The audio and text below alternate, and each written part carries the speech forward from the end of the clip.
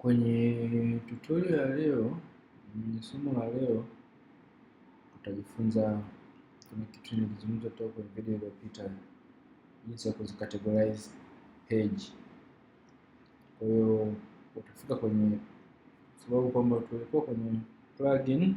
Kwenye plugin kuna plugin tuliadd ambayo ni hii hapa, page with category and tag. Kwa hiyo tutaka tuziweke page zetu kwenye makundi.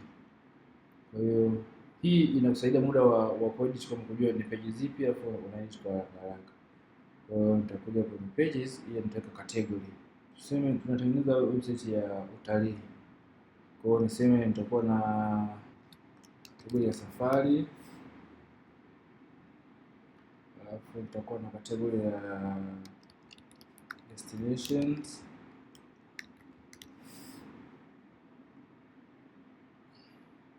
nitakuwa na category za mlima,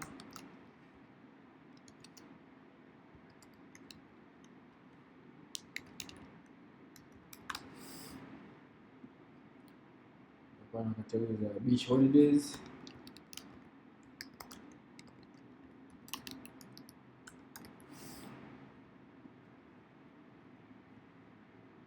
na pia unaweza kuwa na category kubwa na category pia ikawa ina sub category.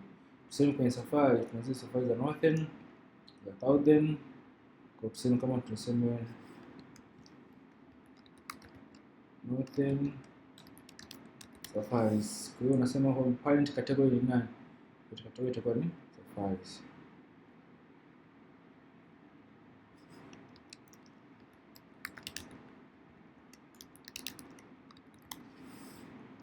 Ya parent ni hiyo. Na hata pia kule kwenye page tutaona pia ni hivyo hivyo. Kwa kuja kwenye pages, tuseme tutatengeneza page tatu kwenye kila category. Kwa tuseme na duplicate hii afu nitaifanya kama page nyingine. Kwa hiyo nita clone. Kwanza tuseme na page ya destination. Kwa hiyo tuta quick edit. Kwa hiyo tuseme itakuwa Serengeti.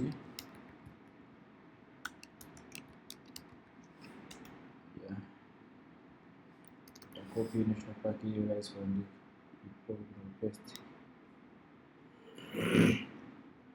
Kwa Serengeti.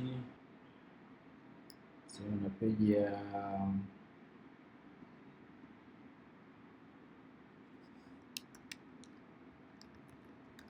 Ngorongoro.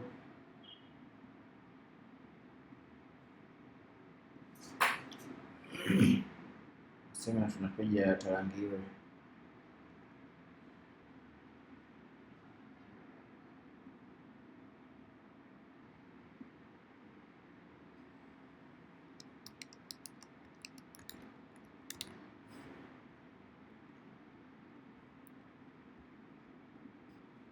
Sasa muda nazitengeneza, kuna kitu nilikuwa nimesahau kuweka.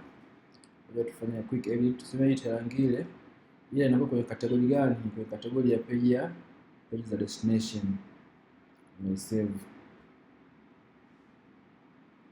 Hata Ngorongoro pia page destination ni save. Kwa kuna category huwa zinatokea. Nyingine kwa ni Serengeti. Na destination yake, category yake. Sasa tukiwa tunataka hizo page website za utalii, tuseme kuna page kubwa ambayo ni page ya safari. Kwa hiyo tutaita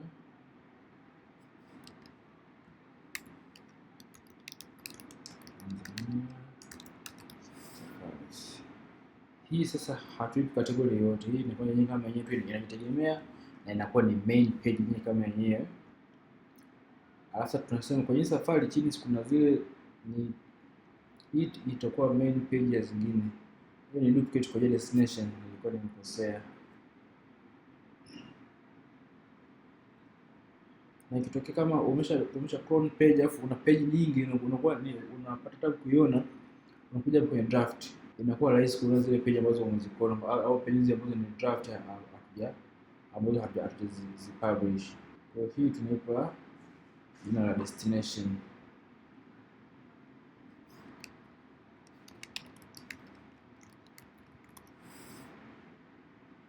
Kwa ni main page inakuwa haina category yoyote.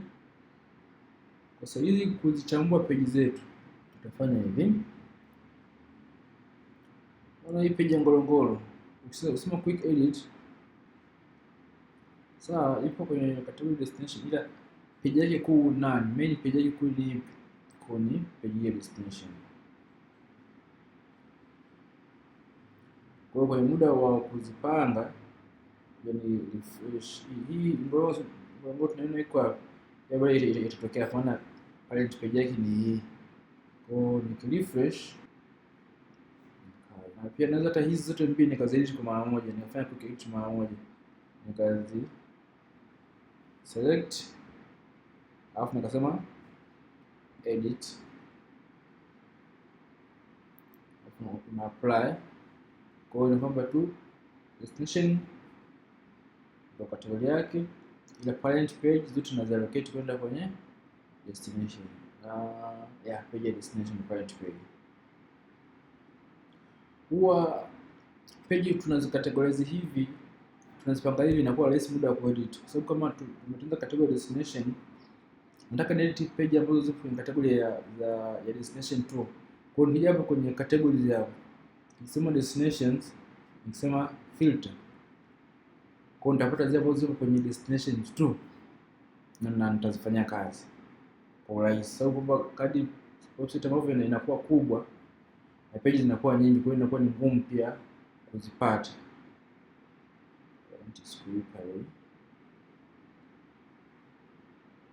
Kwa na page 100 saa nyingine au na page 50, inakuwa ni ngumu kuzipata. Kwa hiyo sort kama hivi inakuwa rahisi.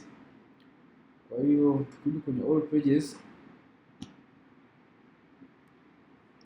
kwa kama tutatenga pages zingine tuseme kwa ajili ya safari, hii page tulikosea, hii haipaswi kuwa kwenye main page ya destination. Hii ni yenyewe kama yenyewe inajitegemea.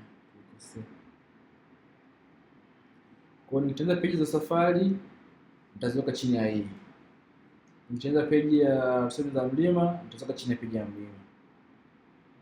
Tulikosea kidogo. Kwa tuna page zote za destination ni main page, ila ina page watoto wa page ya destination au sub pages, na hii wewe tunafanya kwenye dashboard kwa ajili tu kukusaidia kurahisisha kazi muda ukiwa unafanya editing. Kwa hiyo kwa leo tuishie hapa, ingawa nisema tungetengeneza page tatu kwenye kila page hizi main ambazo nilikuwa nimetengeneza, ila kwa hiyo tuishie hapa na mimi tutakuwa nimeelewa. Tena kwenye video inayofuata.